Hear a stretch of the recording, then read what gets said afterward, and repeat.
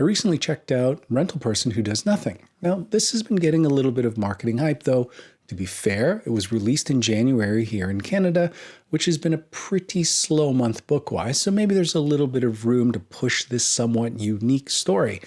The book focuses on one Shoji Morimoto, who's found a unique angle to gain social media notoriety. He's epitomizing traditional capitalist career ambitions by becoming an influencer. This idea to become a rental person who does nothing has completely captured the nation, Japan's, imagination and has gone on to inspire a manga as well as an ongoing TV series, and of course this book, translated by Don Notting into the English. And like I said, getting more than a little bit of marketing hype. Again, all of this sort of notoriety seems to have happened despite Shoji's best efforts, or lack thereof. Really, this is an anti-capitalist book talking about a traditional millennial response to the current situation. It lends credence to this boomer idea that nobody wants to work. And in keeping with that modus operandi, Shoji doesn't even write this book. He's tasked that with an author, who he suspects doesn't like him all that much, to ask him a series of questions and take those answers and assemble them all into this singular book. But let's back up to the beginning.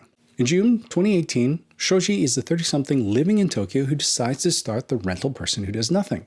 Now, this isn't without precedent. In Japan, you already have the Pro-Oro-Reya. I think I'm pronouncing that right. I apologize if that's completely wrong, but the idea is it's a professional guest, someone who's looking for a meal and a place to stay. You also have Hassan Rental, where you can get a middle-aged man to pay them by the hour to have a conversation or run errands with, or maybe do some tidying or cleaning up around the house. Now, Shoji, he's different and he's adamant about it in that he does nothing, something requiring minimal effort. Typical requests that he can actually fulfill are, let's say, visiting someone at the hospital, or another request from a woman who just feels intimidated by her boss and wants someone to come along with her on the morning commute to the office, or accompanying someone as they file their divorce papers. Typical minimal effort type requests. He often gets a lot of requests to just be a willing ear, to be part of a conversation. Shoji sort of posits that with most people, with our friends, we have a sort of prescribed set of things that we can feel comfortable talking about, work, movies, sports, things like that. But if we veer outside of that, things can get uncomfortable for both parties. So your sudden desire to join a barbershop quartet and be fascinated by a cappella singing, maybe your friends aren't quite ready for that yet. Shoji, perfect person to lend an ear, non-judgmentally, as you share your newfound love. One request Shoji gets is from a woman who's lived in Tokyo for 10 years, who's leaving to move to Osaka, and basically wants Shoji to join her on the train platform and wave to her train as it departs the station. It's kind of ridiculous. It's not something that she can ask a friend to do, but Shoji, perfect for that. Another one that I absolutely love is a dog owner with a very enthusiastic and affectionate dog. When they run into other dog owners, the dog owners get it and really put a lot of praise on the dog and play with it for a bit, but they're busy. They're with their dogs walking as well, and so they have to leave. And then with people that don't have dogs, he's not exactly sure if they're dog people or not, doesn't feel comfortable stopping and taking up a lot of their time. Shoji, though, is going to run into them just randomly on the street and spend some time providing a lot of love and praise and playing around with the dog, just making this dog's day. Shoji, perfect for that. He is the antithesis of the traditional Japanese salaryman. He's thumbing his nose at the wage slave, the office drone, the 9-to-5er. His is an act of protest and defiance against the ceaseless mill of capitalist exploitation. And it's all done with all the verve and an indifferent shrug. He's like the one-punch man of hustle culture. Like Saitama, he wants to avoid the traditional expectations, what society expects of him. For One Punch Man, it's avoiding comic book heroics or epic fights or trying to find that villainous nemesis. All he wants to do is get to the grocery store, use his coupons, and to simply be, to get through the day-to-day. Shoji's in the same boat. He just wants to be, to get through the day-to-day. The traditional work trajectory has never really worked for him, and we get pieces of his origin story scattered throughout the book. When Shoji was working, he found it gave him no satisfaction. He was bored, unmotivated at work, and it didn't help. His boss was constantly berating him daily, saying, "I can't tell if you're alive or dead. It makes no difference if you're here or not. You are a permanent vacancy." which, I mean, wow. And on top of that, he has an older brother and sister. His older brother screwed up his university entrance exam and at the age of 40 has never been able to hold down a full-time job and suffers from extreme depression.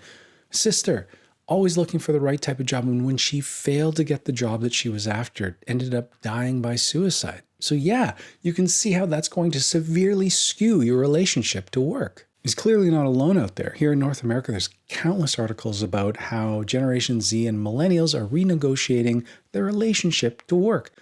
Quiet quitting, lazy girl jobs, minimal effort Mondays, weekend Wednesdays. It's not that they're pro-lazy, they're just more anti-burnout. They're willing to forego higher wages for more flexibility. They want to spend more time with friends and family.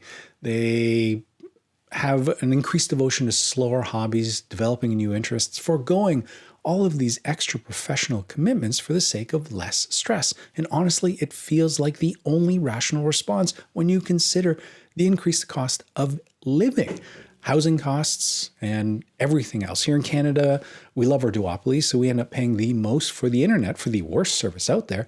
The same goes with our grocery stores, another duopoly, where we end up paying over the barrel for groceries that just keep going up and up, to say nothing about gas prices and everything else out there. So a rental person who does nothing really speaks to that reality, but it's not like it's a compelling anti-capitalist screed. I mean, it has all the warmth of reading an IKEA instruction manual. It has all the literary panache of reading a street sign. I mean, you basically have a writer who doesn't really want to be there asking a bunch of desultory questions to an indifferent rental person.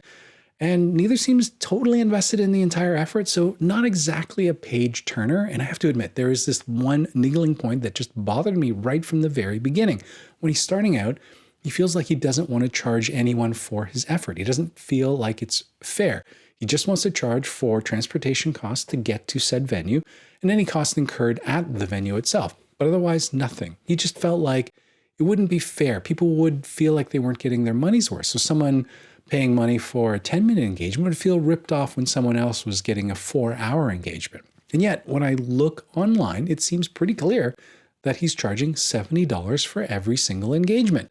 And again, I mean, it's hardly a lot of money. It's hardly scalable. He's not going to get rich off of that, but I just found this discrepancy weird right off the hop. I admit, this is a weird book to talk about. It's not exactly a literary stunner, but I guess it's really speaking to a moment where people are renegotiating their relationship to work and that they don't need to be defined by their job.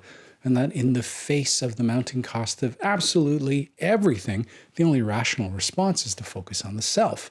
Anyway, easier said than done. I don't know how you're supposed to save for the future if you aren't hustling 24/7. Anyway, that's it for me this week.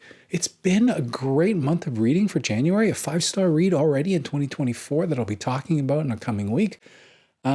Also, it's been a dry January, which has been an interesting experiment. I have to admit, mocktails absolutely suck. Maybe it is the selection that I have available to me here in Ontario, but it's just not worth it. Best to stick with sparkling water. February, going to be not quite dry, maybe a little damp. We'll see how that goes. And interesting, I found an absolute new favorite to me genre, cozy fantasy. Who knew that that was a thing and that I would enjoy it as much as I would?